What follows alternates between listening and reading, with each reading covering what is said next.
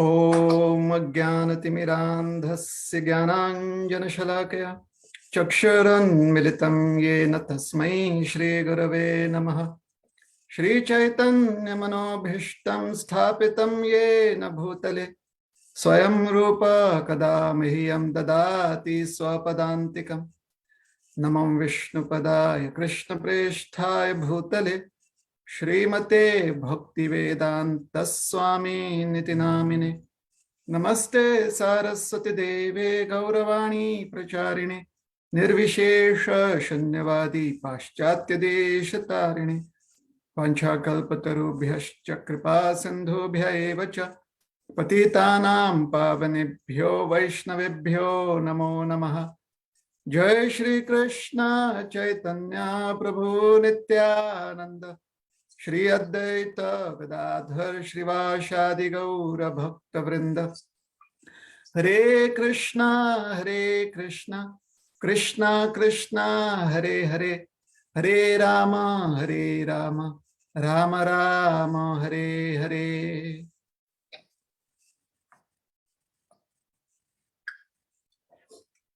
Hare Krishna. I'm very happy to once again connect with all the devotees from ISKCON Scarborough Yatra. Thank you very much for giving me this opportunity. Today, the topic is about the false ego, which generally in our scriptures we address as the ego. And we also understand that it is important for us to let go of the false ego.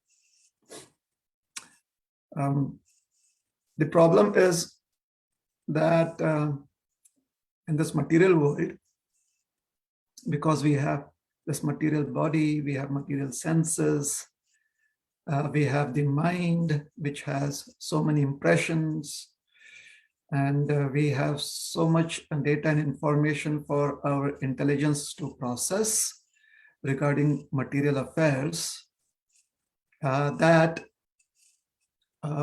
we really need to be very inspired to look through all this this material facade or this material arrangement. We really need to open our eyes to do that. Hence, we pray to the Supreme Personality of Godhead and to the spiritual masters that they open our eyes with the torchlight of knowledge. Om Ajnanatimmirandhasya Jnananjana Shalakaya. Excuse me. So the eyes need to be open, and then the eyes also, or when we want to have good vision, then we need our eyes, and the eyes need to be healthy, the eyes need to be open and focused, and at the same time, the eyes need to be comfortable. There cannot be any inconvenience caused to them, so they have to be comfortable. Typically, corellium, which is called as, in India, we call it as kajal, in many parts of India, is a black ointment that you apply to the inner linings of the eye, the openings of the eye. You apply it there because that makes the eye very comfortable. So Jnananjana Shalakaya is typically what it refers to is making the eyes comfortable by such an ointment, the corellium that is applied to the eye linings. The eyelid, it is applied to the linings of the eyelids. So that is the corellium. That makes the eye comfortable. Chakshur unmilitam yena tasmai shri gurave namah. So now the eye is comfortable. However, it needs to be opened to have proper vision. So it needs to be taught or trained to see that which is important. So chakshur unmilitam means the eyes have to be opened to proper vision. Ajnana timira, since the material existence is based on the foundation of ignorance of the existence of Krishna, the ignorance of how Krishna is the be all and end all. He is the beginning and the middle and the end of everything. So not being aware of it or consciously being unaware of it is called as timira andhasya, deep darkness, dense darkness. So it is important that we understand philosophy, or we have another perspective, hopefully a better perspective or a higher perspective in the human form of life. These perspectives, which are addressed by adjectives like another perspective, better perspective, alternate perspectives, or higher perspective, all these adjectives, when they're used, we can address them by the term spiritual understanding.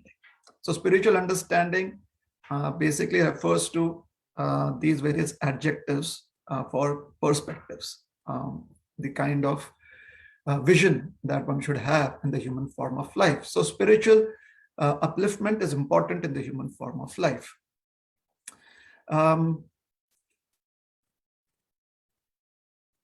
What are the challenges? What could be considered to be the challenges? So in the prayers of Prahlad Maharaj, this is very nicely put forth. He says, Balasya neha sharanam pitaro nrsimha nartasya chagadam danvati majjatano taptasya tat pratividheya hyanjasheshtas tavad vibho tanubhritam tvadupekshitanam. So Prahlad Maharaj says, Tvad upekshitanam. This is the verse from the 7th canto, Srimad Bhagavatam. So Prahlad Maharaj is saying that being ignorant of Krishna or being ignorant of our spiritual existence, we neglect upekshita. Upekshita means neglect. What do we neglect? We neglect how important it is in the human form of life to be conscious of one's actions, knowing very well that there are reactions. Now, this consciousness is well established if we understand that Krishna is our loving Lord, and he is all powerful and all merciful. If we understand that, then we are ready to accept Krishna, and we are ready to accept a lifestyle that is centered around Krishna. So such a kind of lifestyle is called as Krishna consciousness. However, Tvad upekshitana, it is so very easy to be negligent. Why is it easy to be negligent?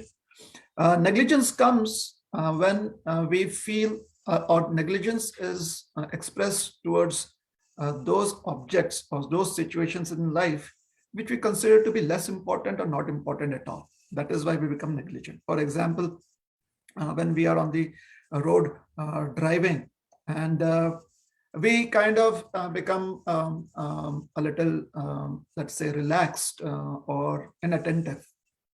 So although we are still keeping our hands on the steering wheel, and we are still keeping our eyes on the road, the mind is not connected to the eyes or to our external senses, and we become negligent of the fact that it is very important that while we are in a moving vehicle and we have the steering wheel in our hands, we become negligent to this fact, that it is so very important to be aware that the steering wheel is in our hands, to be aware of the road in front of us. So although the eyes are open and the hands are on the steering wheel, the mind is absorbed in some other topic. The mind is somewhere else. And what happens? There is an accident. So that is negligence. So tvad upekshitanam basically means that in Hindi, in India, in India, the trucks, the lorries, they sometimes have very philosophical sayings on their right next to the registration plates, on the back of the truck. So savdhani hati durghatana ghati. As soon as you're negligent, there is the possibility, it increases the possibility of having an accident.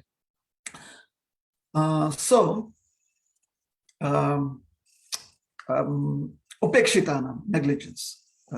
As soon as the mind becomes absorbed elsewhere. Now, it is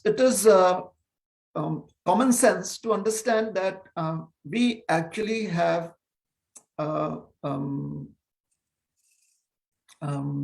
our lives actually is in a very precarious situation, because the life can end without any prior notice. A life can come to an end. It could be a physical end, or we could lose our mental capacities, or we could lose, have some, let's say, physical inability attacking us. So physically or mentally, the kind of life we know can be lost at any moment. So it is a very precarious situation that we are in. Still, what is our situation? So in the words of Prahlad Maharaj says that people in this world, they feel that they are safe because they have taken shelter of a few things in life. The first shelter that they have is that if they have any material suffering, if there is some artha, material suffering in terms of challenges in life, like financial challenges or relationship issues,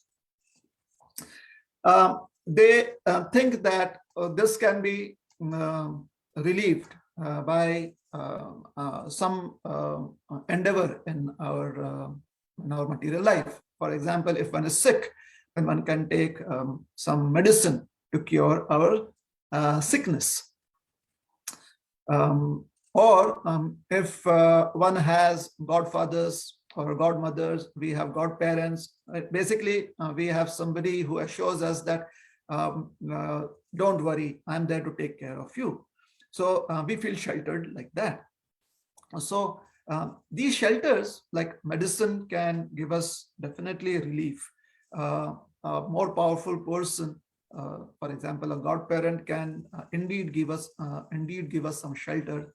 And if one is a small child, then one's parents, a mother or a father, gives us protection.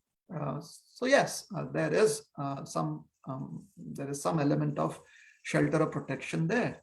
However, it is temporary, because time changes everything. Time brings about a change. Time kind of causes destruction moment by moment. So what we have now will be gone in the next moment. What is another kind of shelter? So sometimes life becomes very troublesome. So the analogy is given that let's suppose we are in the middle of an ocean and we are surrounded, and well, if we are in the middle of an ocean, even if we are a good swimmer, if we have to stay in the ocean for a long time just by our physical ability to be able to swim, we may not be safe. One of the safest positions in the ocean is to be in a boat. So when one is in a boat in the middle of the ocean, then one feels secure. So Prahlad Maharaj says that these kind of securities are actually very bewildering or illusory, because a boat, by the influence of time, can decay. Medicine at one point of time is ineffective. If the body is not able to digest the medicine, then the medicine is basically ineffective. See, when we take medicine, it has to kind of be assimilated in the body. So if the body does not have that energy or strength, medicine is not helpful. Hence, when a person is really very old or invalid, the physician says that, yeah, medicines are not working because the person is not able to assimilate the medicine within their physical body. So that is illusory. A boat can decay, and parents can only give, or a godparent can only give so much protection. So the Prahlad Maharaj is saying that, my dear Nrsingadev, balasya neha sharanam pitarau nasangha. Oh, my dear Nrsingadev, because of these childish mentality, or because of this ignorance, a living entity somehow or the other overlooks the fact that you are the real shelter. You are the person who is giving us the shelter of the boat. You are the person who is giving us the shelter of a family. You are the person who is creating all these herbs from which we get medicine. You are the cause of all. You are the source of everything. So this is a very terrible oversight on the part of living entities. Hence, having forgotten you when the living entities take shelter of such temporary means, they actually simply achieve suffering in life. Hence, all of their endeavors for self-protection ultimately is limited, or it is temporary. Sometimes it is outright useless, all of the efforts that the living entity makes for one's self-protection. So, dear Lord, you kindly become compassionate on us. You please give us shelter, despite our inertia, despite our conscious decision to not take complete shelter of you. Despite that, my dear Lord, you are the Supreme Lord. You are supremely independent. So you please continue giving your mercy on conditioned souls like us. So this is very important to understand. We read and we hear from the scriptures. Prahlad Maharaj's prayers are really very beautiful, and when we read them, it moves us. Unfortunately, there are so many other moments in life where these prayers they kind of are forgotten, or they are not in the forefront of our memory. These prayers are not there. Therefore, a lifetime of training, a lifetime of strict observance of spiritual practices is needed. We can begin small. We can begin with a couple of hours of dedicating a couple of hours every day of dedicated spiritual practices. We can do that. We can begin small. And slowly, we should be courageous enough to take bigger steps. We should try over a decade or 2 decades, over 20 years, 30 years, 40 years of our spiritual practices, or even 5 years of a spiritual practice. The more, the number of years we spend on a Krishna consciousness, we should be able to dedicate more and more time. And we should feel comfortable doing that. Why is that? Because we need to train ourselves. We need to find ways to promote ourselves in our spiritual practices. And one of the ways we promote ourselves, one of the ways we go to higher levels of spiritual practice is through dedicating more time. So not immediately, maybe after 5 or 10 years of dedicating 2 hours or 3 hours regularly, and maybe a little more time over the weekends. After 10 years or after 15 years, we should feel comfortable giving at least another couple of hours or another hour a day. And after 30 years or 40 years, if Krishna is, if we still have these number of human years, then we should try and think very deeply that why not put in another 6 to 12 hours every day in our spiritual practices. By the time we are in our 50s or in our 60s, maybe that is what we should be doing. Why is that? Because we open our eyes, we change our perspective, we have this higher perspective in life. We need to do that as humans because we have this rational intelligence. We need to do that. We have to use our intelligence accordingly. I still understand from the various experiences that in our spiritual, in our human existence, I understand personally that there are challenges. Whether we are in our 30s or 40s or 50s or 60s, there are still challenges to be able to do that. And where is the challenge coming from? The challenge is coming from our inability to accept the fact that or to surrender to the fact, or to be more amiable to the fact that we need to advance, or we need to seek promotions in our spiritual practices. And this challenge is typically called as the ego. What the ego simply means is that we are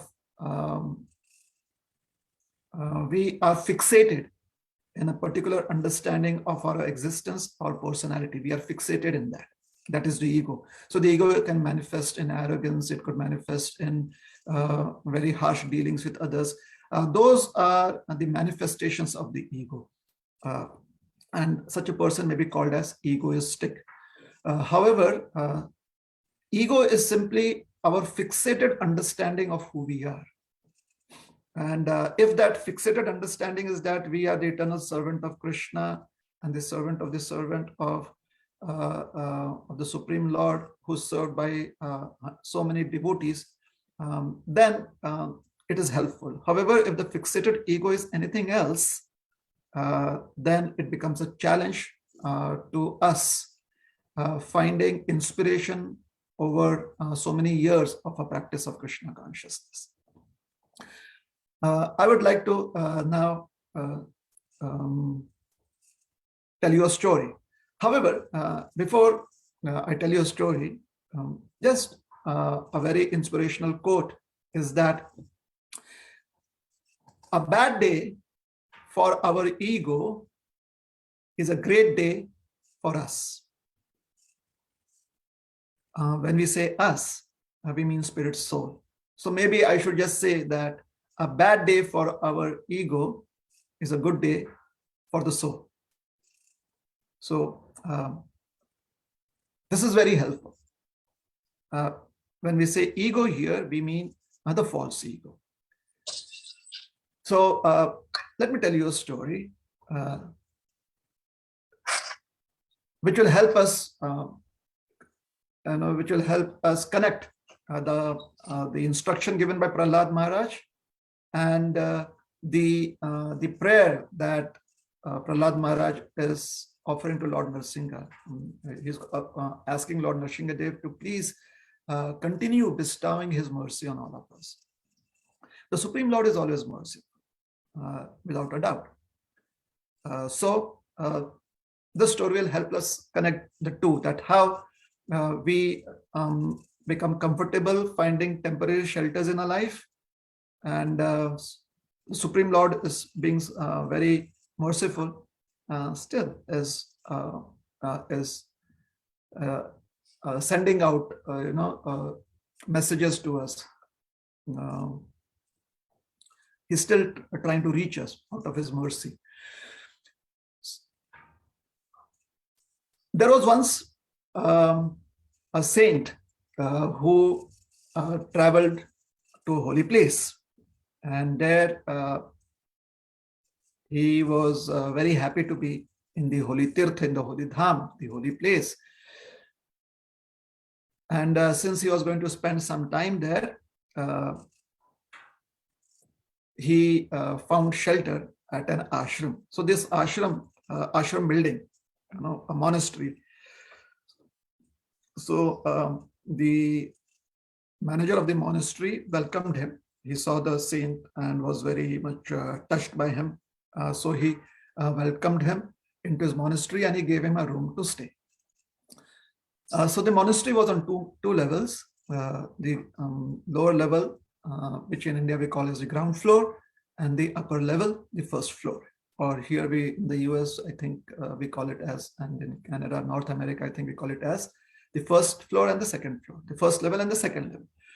And the upper level had other tourists or spiritual tourists, as we say, people who have come to the holy dham for some blessings. So the upper level was full, and it was overcrowded, and one gentleman had to move in with the saint in his room for his duration of stay. So now the saint was living with this person.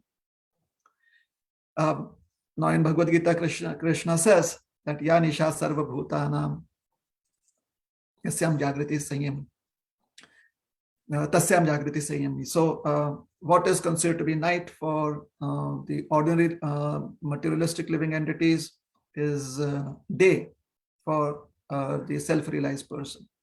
And Yasyam Jagrati Sanyami Tasyam Tya sorry.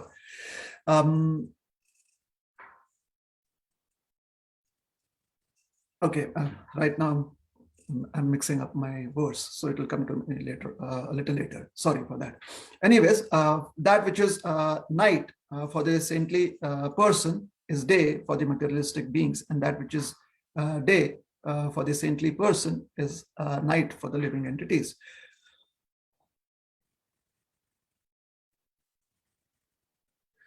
Yeah, Ya Nisha Sarva Bhutanam Yashyam Jagrati Sanyami Sa Nisha Yasyam Jagrati Bhutanam Sa Nisha Pashyato Munihe. I'm so sorry. This is the verse. So it comes back to me. So Yasyam Jagrati Bhutanam Sa Nisha Pashyato Munihe. So when the living entities, what they consider to be Yasyam Jagrati Bhutana, what they consider to be day, Sa Nisha Pashyato Munihe. Sa Nisha Pashyato. So that is seen as night by the Munehe, by the self-realized soul. And so what is seen as day is seen as night by the self-realized soul. And Ya Nisha Sarva Bhutana. And that which is night for the living entity, Tasyam Jagrati Sanyam. The living, the self-realized soul is awake at that time. So that is the verse from Bhagavad Gita. So this gentleman who was living with this saintly personality had a difficulty staying with him. The reason being that he would stay up late with the other people in his group, and then he would come down to sleep like about 3 o'clock at night or 2 o'clock at night. And as he was about to go into deep sleep in an hour or so, you would hear the saint chanting the holy names of the Lord, and he would have to wake up. So he became very disturbed, and he told the saintly personality that, why are you being so very inconsiderate? And the saintly personality very humbly replied that, I'm so very sorry. However, it is my nature to constantly remember the Supreme Lord. And so this person then, being irritated, the gentleman, he asked the saint that, why is it necessary to remember the Lord always? And the saint said that because he provides for us. And we are completely dependent on him. And the man said, that is not true. I don't agree. If I don't want to do anything, the Supreme Lord cannot, the Lord cannot force me to do it. And the saintly personality said that actually everything is done under the direction of the Supreme Lord. So if you, my understanding is, the saint said humbly that my understanding is that the Supreme Lord actually is the doer. So the gentleman became very irritated, and he said that if I don't want to eat and I don't open my mouth, I don't eat and consume food, then how will your Lord make me do it? Do you think he's going to come personally and do it? And the saint said, well, if you don't want to eat and the Lord wants you to eat, then you will have to eat. So this man took this as a challenge. He said, all right, I accept this challenge. Although the saint wasn't giving him this challenge. So he just kind of looked at it as a challenge himself. And he said that tomorrow, the whole day, I'm going to fast. And if by the next day morning, I have totally fasted from food and water, then will you accept that the Lord cannot force me to eat if I don't want to eat? And the saint said, well, I know that if the Lord wants you to eat, and you will have to eat.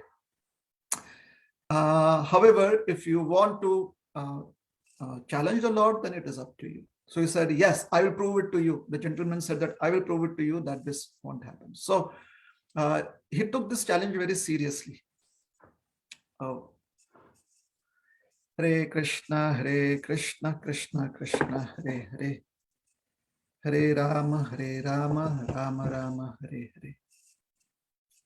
Hare Krishna, Krishna Krishna, Hare Hare. Hare Rama, Rama Rama, Hare Hare.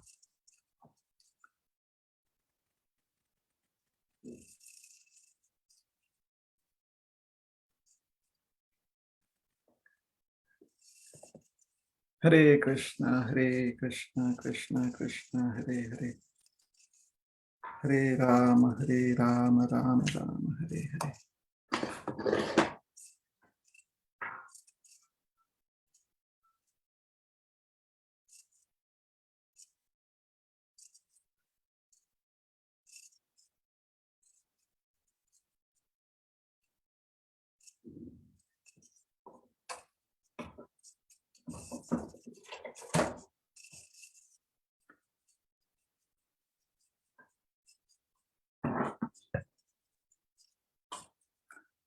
Hare Krishna, Krishna Krishna, Hare Hare.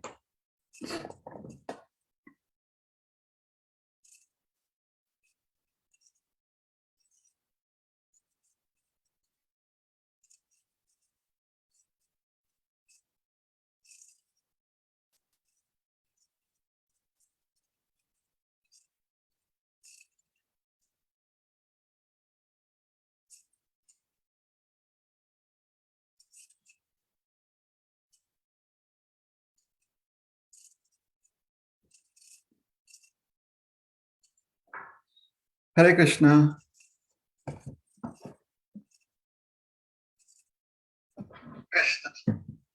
Hare Krishna, Prabhu. Hare Krishna. Hare Krishna, Prabhu. Welcome back. Yeah, we can see you. Yeah. I'm so sorry. That's what people would good. Everything's good. Yeah. My cell phone sometimes behaves awkwardly. It happens. No. Yeah. So yes, so he took it up as a challenge, and he decided to go to a remote place in the forest and hide himself. So according to his intelligence, he thought that maybe I should just climb a tree and hide myself there amongst the dense foliage. So he climbed up a very tall banyan tree, and it was very dense, and he climbed as far as he could to the top, and he hid there. And he was very true to his word, because he knew that the Supreme Lord is everywhere, and he had to be careful that he does not try any tricks on him. So he stayed hidden. So the morning passed, it became afternoon. He was feeling hungry, but still he somehow or the other controlled his urges, and he stayed there on the tree. It was late afternoon, and he thought that, oh, this is going good. Almost half the day is done, and I'm secure. At that point of time, somewhere in the late afternoon, some travelers from the they were passing through. They were coming from a marketplace. They were all traders. So they came to this forest, and they knew that their journey would be long, so they wanted to just cook food and eat. So they had all the ingredients for cooking. So they sat down and right under the tree, and they started cooking. And the flavor and the fragrance reached up to the man, and the man was really feeling very much attracted to the food that was being cooked, but he held back. He said, no, no, no, I have to just stay away from food. So he controlled his urges. He could see the wonderful preparations that they were making, and he just shut his eyes, and he kind of held his nose like this, so that he could just breathe, or he put his hand over his nose. He did not want to be affected by the fragrance of the wonderful preparations that those people had made. So the people, they made their food, they cooked their food, the traders, and they did the offering, and then they had their early supper. And they also prepared a lot of ingredients, food preparations that they could carry with them for the night, because their journey would be overnight, and they would reach their destination the next day. So they used this time to make those preparations. And so they made those food preparations to carry with them, and they tied up all of these preparations in various bags.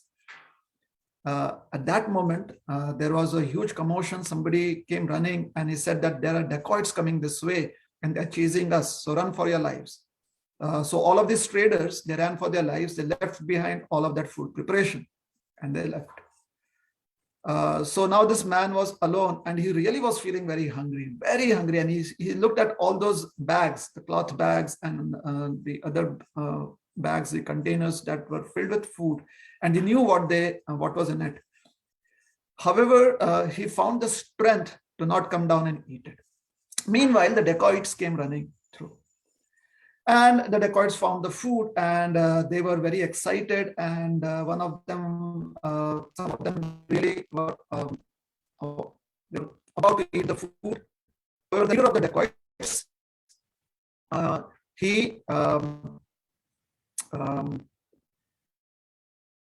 warned them that, hey, there is this food right here in the middle of the forest, and there's now, it is quite possible that somebody will eat us a poison. So that's, they became, they did not eat food. So what did we do? So they said that if this food has been cooked, and the person or the persons who have cooked this food must be right around here. So they started looking for somebody who would be around there. And this gentleman who was abandoned, when he realized that the dacoits are now searching, and there are chances that he could find him, he became scared. He lost his grip, and he was about to step. So he stopped his fall. He moved his lips, and there was some rustling up there, some noise. So the dacoits looked up and saw him there. So then the leader of the dacoits said, see, this is the person, and he knew that we are coming here, and therefore he has poisoned this food, and he is wanting to loot us. So we must punish this fellow. So they called out to him to come down, and they said that if he doesn't come down himself, then they would force him to come down, and they would really torture him. So out of fear, the gentleman comes down the tree, and they ask him, so who are you and why are you here? So he tells them his story. They don't believe his story. So they say, all right, if what you say is true. He tells them the story about how the traders were there, and they were looking, and they ran away. So they say, okay, so if you have not prepared the food, and they have, and you want us to believe you, Then why don't you eat the food, prove it to us that it's not poison? And the man said, no, no, no, I cannot eat the food. And this made the dacoits more suspicious. So they said, hey, this person is not speaking the truth, and we should throw away all this food, and we should kill him also, because obviously he's poisoned it, and he's not, he's our enemy. So they were about to kill him. That is when the man said, please listen to my story. He said, no story. Either you prove to us that the food is not poisoned, or you die. So the man was forced to eat the food. And then he told them the story about how he had accepted that challenge. And the dacoits, they were like, when they saw that he had eaten the food, he had partaken, of all the food items, preparations that were there, and it was all right. They were convinced. So they said, all right, we are convinced that you're telling us a true story. Now run away from here and don't challenge God. That is what the dacoits told him. So he goes back to the saint and he tells him that actually what you said is true. And now I realize that how foolish I have been. And this has been an eye-opener for me. So kindly give me further instructions.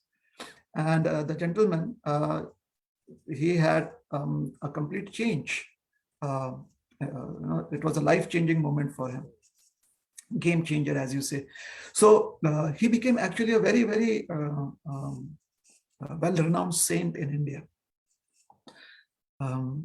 So we see that from the story, we see that how Krishna is so merciful. And at the same time, we see that because of our ignorance, we sometimes challenge the ability of God. Because of ignorance, we sometimes have more faith in our own abilities than the abilities of the Supreme Absolute Truth. And why is that? The ego. So there is another wonderful quote which can be inspiring, and it is that we must dissolve our ego before it dissolves our existence or ourself. So we have this short span of human life, and that seems to be our existence right now. And we identify with that, and therefore it seems to be ourself right now. This is who we are. Our passport says that, all our ID cards says that, this is who we are. And in most of our dealings, that is how we introduce ourselves. Even if we are initiated, the idea is that this 5 foot 8 inches body, or this 50, 60, or 120, 140 pounds, or 50, 60, 70 kilos of this existence is me. Yeah, I've taken initiation. And my name is so-and-so Das. However, the existence primarily stays the same. The name has changed. Certain parts of the day, we remember that we are actually the servant of the Lord, and the rest of the day, we live our existence according to the physical existence that we have. That I am a human being, and I am this body. We live according to that.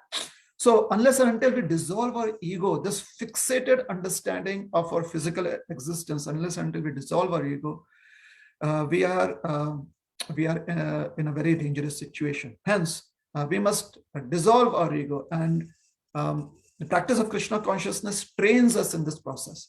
So dissolve our ego before it dissolves our existence. In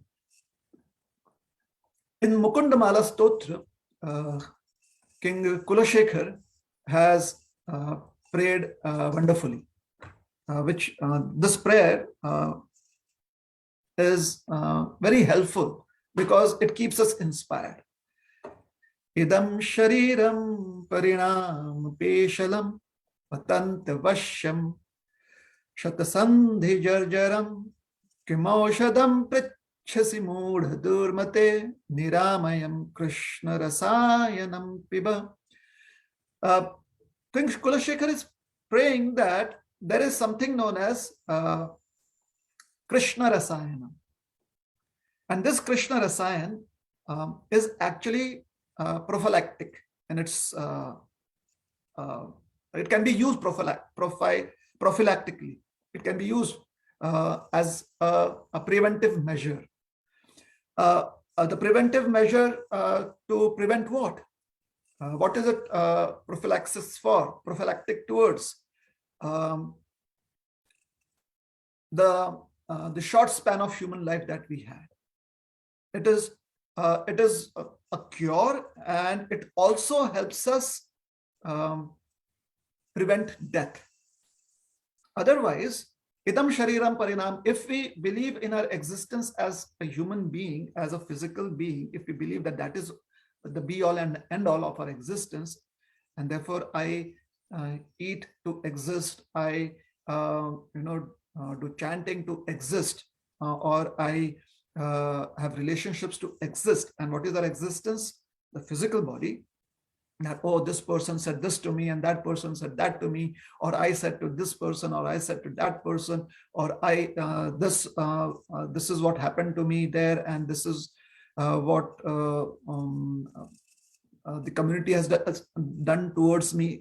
All these ideas that me, I, that is all in relationship to the physical existence. But what is this physical existence? Parinama peshalam patante avashyam shata sandhi jarjana. This physical existence ultimately at one point of time will be so very difficult. It will be so very inconvenient because all the joints would have worn out. Oh, again, Hare Krishna, Krishna Krishna, Hare Hare. Hare Rama, Rama Rama, Hare Hare. Hare Krishna, Krishna Krishna, Hare Hare. Hare Rama, Rama Rama, Hare Hare. Hare Krishna, Krishna Krishna, Hare Hare. Hare Rama, Rama Rama, Hare Hare. Hare Krishna, Krishna Krishna, Hare Hare. Hare Rama, Rama Rama.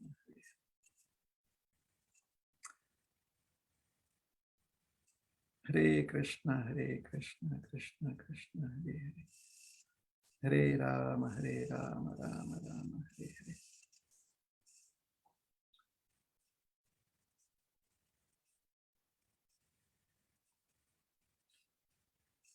Hare Krishna, Prabhu.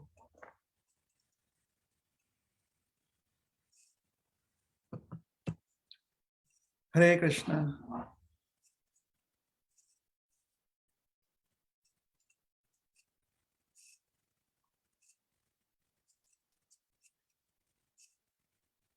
Hare Krishna.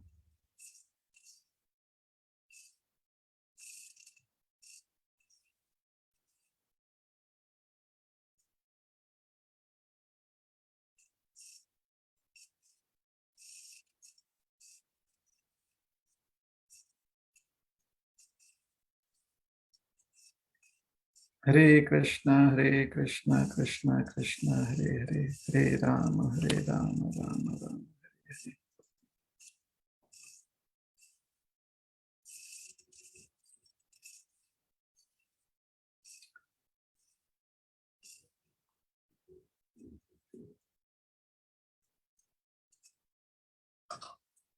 Hare Krishna. I'm so sorry. Again, I had this issue. We don't have any control over time, but now we can hear you. Hare Krishna. Yes. It's somehow my phone is getting heated up, and that is why it stops. I see. But we are okay now. We see you. Yes. We are see you. Yes. So let me continue. So Krishna Rasayanam Piba. Yeah. So the existence that we have so much faith in, what is its result? Its result is Shata Sandhi Jarjaram. The body is going to be, it is going to decay, and then it is going to be very painful existence in one sense, because all the limbs, all the bones, all the joints, they are going to be worn out, and they're going to be more prone to disease, and more prone to physical issues. And finally, Parinam Peshalam, ultimately it is going to just turn to a skeleton. It is going to become just a skeleton, or turn into dust. So Krishna Rasayanam is Krishna Rasayan, the elixir of the holy name of Krishna, Piba. By drinking this, the holy names of Krishna, or by hearing and chanting the nectarian glories of the Supreme Personality of Godhead Krishna, we actually are taking prophylactic treatment. What is a treatment? What is a so it is, or we are actually taking a preventive measure. What is a preventive measure? That the body may go through its changes. However, with the end of the body or with the deterioration of the body, we do not become affected, which means that we actually transcend the physical challenges. Hence, Niramayam Krishna Rasayanam. This is Krishna Rasayan. It is not only helpful at the time of death, it is also helpful during life. It prevents death in the sense that we, after the physical body dies, we achieve eternal life. And even while we are in the physical body, we are able to transcend the limitations of the physical body. Hence, Niramayam, it is prophylactic medicine, Niramayam. For this to happen, to be able to believe in Kulashekhar Maharaj's instructions or in Kulashekhar Maharaj's guidelines, one has to be philosophically strong. One has to be convinced of the philosophy of life. One has to be convinced of the philosophy of Krishna consciousness. And this conviction increases. It is inversely proportional to our ego. The fixated understanding of ourselves as our physical existence. See, so as this understanding decreases, as our ego decreases, the more we are able to transcend the material existence. That is the idea. And what helps us decrease our deep connection with the ego? Knowledge. The understanding of philosophy. So knowledge and the understanding of knowledge and the application of knowledge helps us achieve that potential. In Chaitanya Charitamrita, when Lord Chaitanya is not, it is described by Krishnadas Kaviraj Goswami in Chaitanya Charitamrita that when Lord Chaitanya is not very eager or happy or is not open to meeting Maharaj Pratap Rudra, because he's a king and Chaitanya Mahaprabhu is a sannyasi and there are certain protocols. When Chaitanya Mahaprabhu sees Maharaj Pratap Rudra give up his dress of a king and accept the dress of a menial servant, of a street sweeper, and take the broom in his hand and sweep the street very menially in front of Lord Jagannath's cart, Lord Chaitanya accepted him. He gave him his blessings. He gave him his darshan, his embrace, and he accepted his service. How did that happen? Because Lord Chaitanya could see that the king had, he was practicing the understanding of the philosophy. Sometimes it can be, a king can just ritualistically accept the broom in front of Lord Jagannath's cart and do that activity. Just a few strokes of moving the broom here and there and then handing it to someone else. However, King Pratap Rudra was doing it very mindfully, heartfelt, in a very heartfelt way. And Chaitanya Mahaprabhu could see that. He could see what others could not see. The other devotees did understand that Maharaj Pratap Rudra was very much devoted to Lord Chaitanya. It is the Lord who sees that we actually are transforming our lives. The Lord can understand it because he's the Lord within our heart. So he could see that the king had absolutely no ego there. There was no understanding of his physical existence. His only understanding was that I am this servant of the Supreme Lord Sri Jagannath. And it is my great fortune to be sweeping the street, the path on which Lord Jagannath's cart would pass. And why would one want to sweep that? so that the Lord has a very comfortable journey. And by sweeping the street, one clears it of all obstacles for the cart to pass over. So the king did it the entire way, and Lord Chaitanya was very pleased, and he gave his mercy to the king. Hence, when we have knowledge, and when we understand that knowledge, and if for that understanding there is self-understanding, and also if we seek, when we need help, we seek help from those who can help us with understanding. And when we seek help, we can do that in the association of devotees. We can do that by accepting a spiritual master and serving the spiritual master and masters, and accepting siksha from them, accepting instructions from them. So when we deepen our understanding, and with that understanding we transform our lives, our ego leaves, it goes away.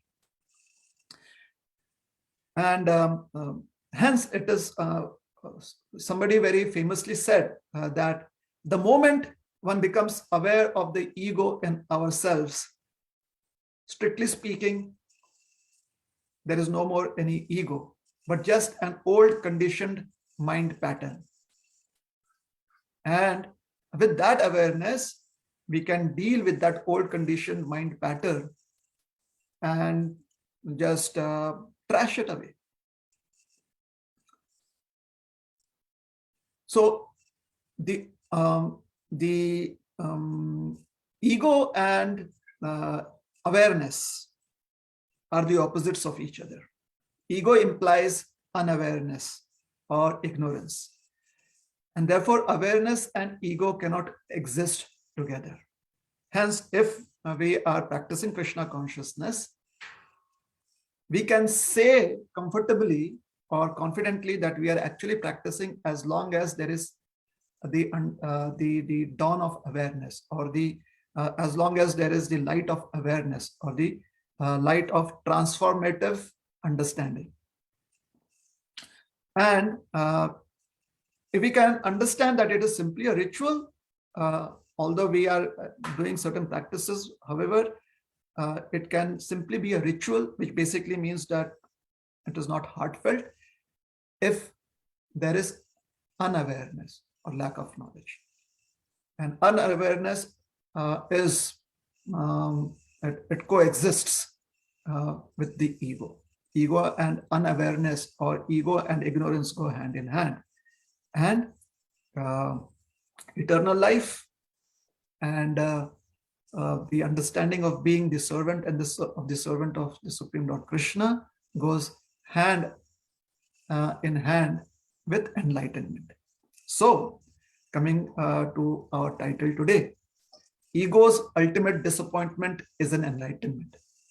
When one is enlightened, ego gets severely disappointed, and ego understands there is no hope, and ego goes away from our lives. And it is very happy ending for us. So enlightenment, which Prabhupada would say is Krishna consciousness. Krishna consciousness is ego's ultimate disappointment. And in the present age of Kali Yuga, according to the teachings of Sri Chaitanya Mahaprabhu, and as passed down to us through the teachings of Srila Prabhupada, we know that Harer Nam, Eva Kevalam, Kalau Nasteva, Pratir Anyatha. The holy names of the Lord award complete enlightenment. And therefore, with sincerity and deep dedication, we take up to the process of chanting Hare Krishna, Krishna Krishna, Hare Rama, Rama Rama, Hare Hare. Thank you very much. Hare Krishna. Srila Prabhupada ki jai. That was a wonderful class, Prabhu, and some few things I can remember from the class. You nicely explained. You dedicate time to Krishna, or the Krishna circles. I am the time I am. Now the 11:32. So we need to give his time to him, and you are encouraging us to give our time to Krishna. And he also nicely says that how the ego will disappear as soon as we have enlightenment.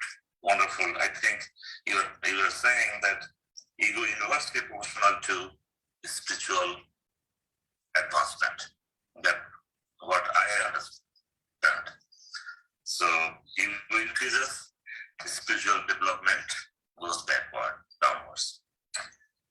Thank you, Prabhu. And also, we learned from your class that ego is something that we need to suppress or get rid of. Instead, we need to be practice our humility. Thank you for wonderful class. Could you kindly explain a little bit more about how the effect of ego increasing and spiritual advancement decreasing? Just in few short, if you can, if you have time to. Thank you. Excuse me. Hello. Yes, Prabhu, go ahead. Maharaj gave a good lecture, but he gave a reference to one book. I want to know the name of the book.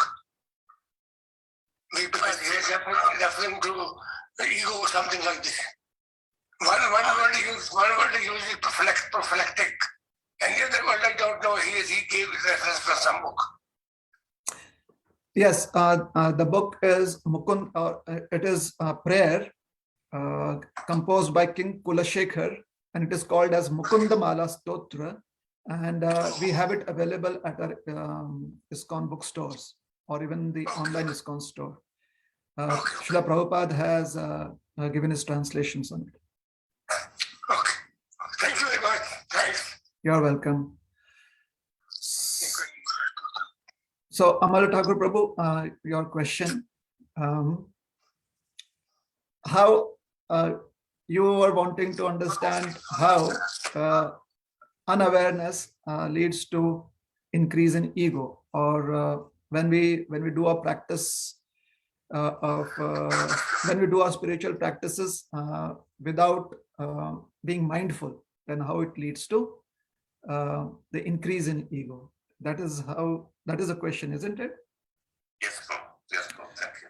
So we already have impressions from so many lifetimes, and all these impressions are there in our consciousness, in our present life. These impressions, they create an understanding of our existence. That is why we try to protect ourselves from disease, from hunger, from pain. That is how we try to protect ourselves. When a child does that, as soon as a child is born, the child tries to protect itself. We call it the need of the child, but basically it is trying to preserve and protect one's life as a human being. This is also seen in other species of life. So where does that come from? That instinct come from? In modern day science or modern day understanding, we call it as instinct. It could be animal instinct or human instinct. It comes from, according from the philosophical books, we understand that it comes from our previous lifetimes. We carry some impressions from previous lifetimes. And so there is already the burden of that. We are already carrying the burden of previous lifetimes. Now, if previous lifetimes, if we have performed spiritual practices, those impressions also come through. Now, depending upon the association that we are in, who our parents are, what is the community where we are born, what are the teachings we receive as we are growing up, depending on that, either our understanding of material existence becomes more solidified, that, oh, you're now a student of this grade, you are a member of our community, and oh, you sing very nicely, or you dance very wonderfully, or you have this potential as a sports person, and you can try and develop that potential. So all of these understandings solidify the impression that I am a physical being. However, if the teachings about one's spiritual existence, I'm sorry. Yeah. So if Krishna conscious teachings, let us just directly call it Krishna conscious teachings or God conscious also given to us, then we also awaken those impressions from previous lifetimes where we have had spiritual practices, and that gives us the ability to have faith in spiritual existence too. So now both of these go along together. growing up, the kind of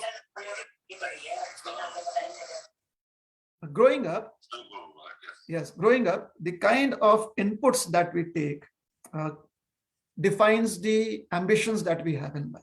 Now, so for someone like Prahalad, his ambition is very directly seen. Whereas for somebody like Hiranyakashipu, his ambition is very clearly seen.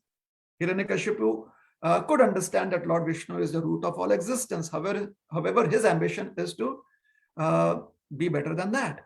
And we see Prahlad Maharaj could understand that Lord Vishnu is the source of everything and he exists everywhere. And his ambition is to become the servant of the Lord and to worship him. So these are two juxtapositions that the living entity can take. And there are so many shades from where Prahlad is to where Hiranyakashipu is. So if Hiranyakashipu, Prahlad is considered to be the North Pole and Hiranyakashipu to be the South Pole. So there is so many positions between the North and the South Pole that the living entity can have. So whenever the balance shifts more towards ambitions of materialistic life with compromising our spiritual practices, that is where the material ego or the false ego becomes more prominent. And wherever the balance during our material ambitions is towards making it an offering to Krishna, like Arjuna wanting to be successful in the Mahabharata war was to please Krishna also. So one may have material ambitions. However, the consciousness is, or we are being mindful that we have to make this as an offering to the Supreme Personality of Godhead. So that is where the false ego gets suffocated. And doing this over a period of time actually brings us over a period, over say a few years, like 5 years, 10 years, 15 years, 20 years. It could happen immediately, as it happened in the case of Prahlad Maharaj. But some of us may be a little pragmatic and we may say that, yeah, for us it could take 4 years, 5 years, 8 years, 10 years, 12 years, 15, 20, 30, 40 years, whatever it takes us to evolve more.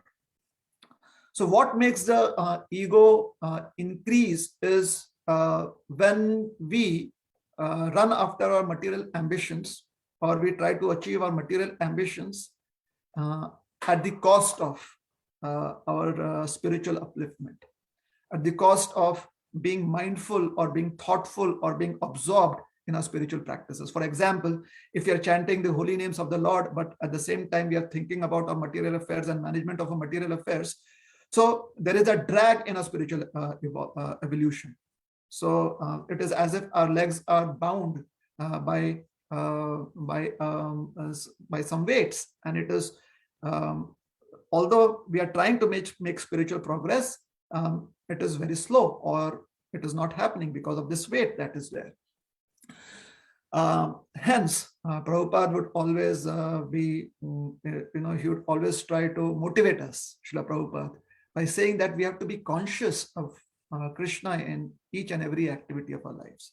So we can begin that by taking small steps. Already, if one is kind of doing it for 2 hours a day, and one is only doing it in certain activities, then maybe over the period of next 6 months or 1 year, we would want to apply that. We would want to make Krishna the center of some other activity too. Like for example, while one is driving, one can chant, or one can sing bhajans. One is driving to work, one can sing bhajans and multitask. One should be focused on the road too, and also sing bhajans at the same time. And that is possible. Multitasking is possible. Most of you are householders. You know how to do it. Like be aware of what should be done at work, and also be aware of the needs at home. So you multitask. So I was just giving an example that how slowly one can bring in more activities under the ambit of absorption in Krishna. And if one is not able to do that, and unfortunately, if even in our practice of, and even in our spiritual practices, the absorption becomes our material ambitions they become the absorption that we have, then unfortunately our ego is going to increase. And if we don't have spiritual practices and we are just being materialistically ambitious, then the ego is going to increase exponentially. Hare Krishna, Prabhuji. Thank you, Prabhu. You're welcome. Yes, I think there are two questions. One is Jill Prabhu and another question before Jill Prabhu. The question is from a devotee, says that how can we get rid of ego in daily life? Good question. Yes. Every day we should try to dedicate some part of our day to being very spiritually ambitious, like 100% spiritually ambitious, which basically means that that part of the day we just dedicate to the Supreme Personality of Godhead. And we should have a plan that how over the number of years we can find more time to do that. Maybe over the weekends we find more time to do it, or every single day we find more time to do it as we rearrange our material affairs. Is that helpful? It's good answer. Thank you, Prabhu. And now if you have time now that Prabhu, Jill Prabhu wants to speak, ask a question actually. So he's going to ask that question directly to you. Hare Krishna, Prabhuji. Please accept my humble obeisances. Thank you so much for the lecture today. It's my fortune that I'm listening to a lecture.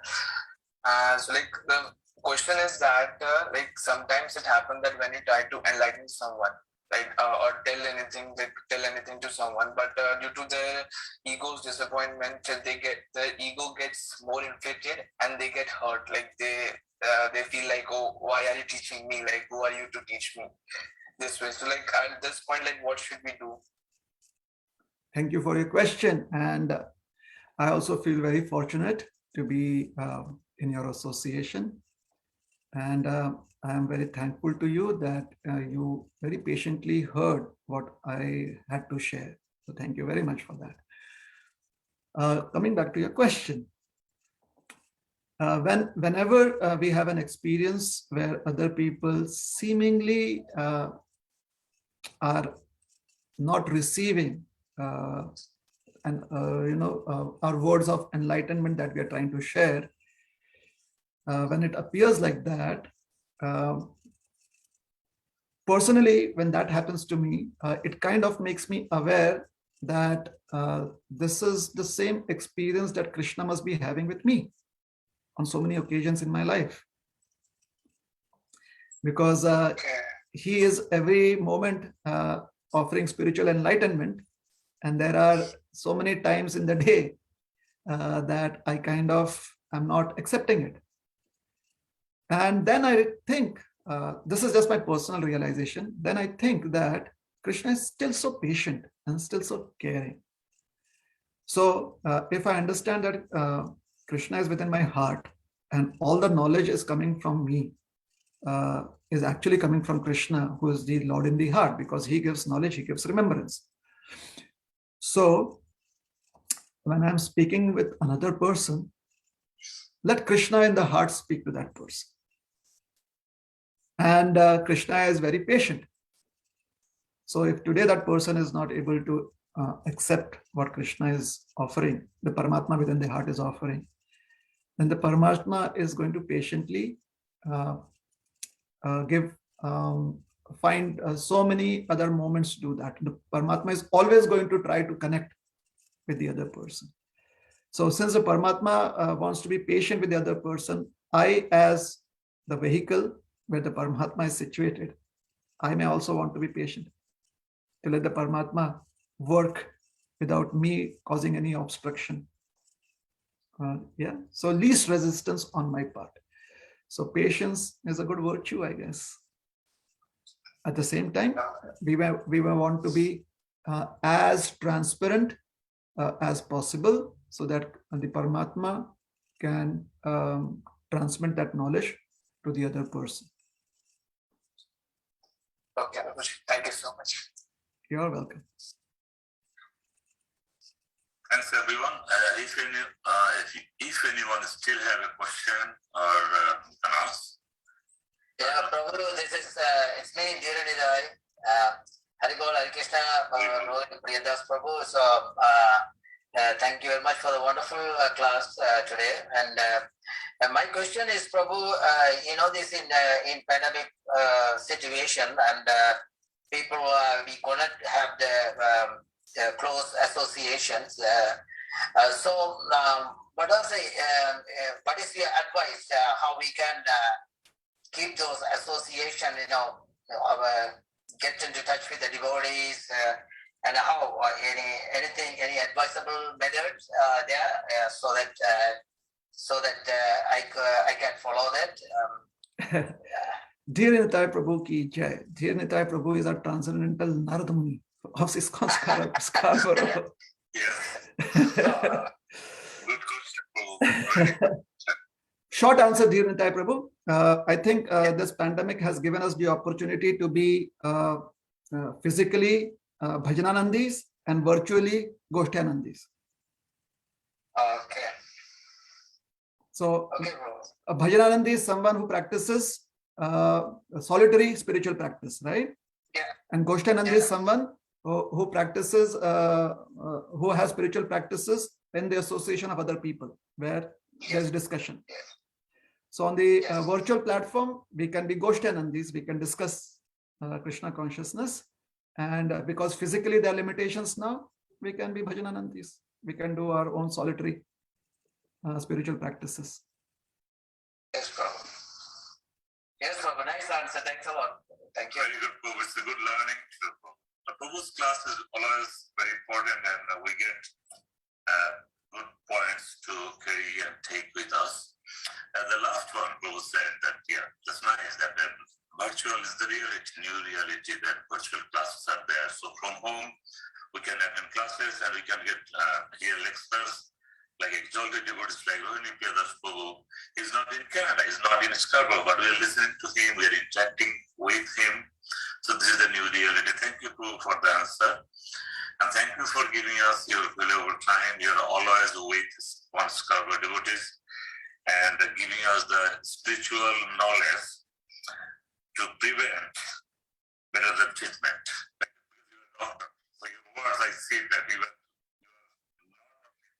doctor, you are also a spiritual doctor. Thank you, Prabhu. Thanks for your time, and we are very grateful to you. Thanks to all the devotees. Our classes will be posted on YouTube, Facebook, and WhatsApp, and our website.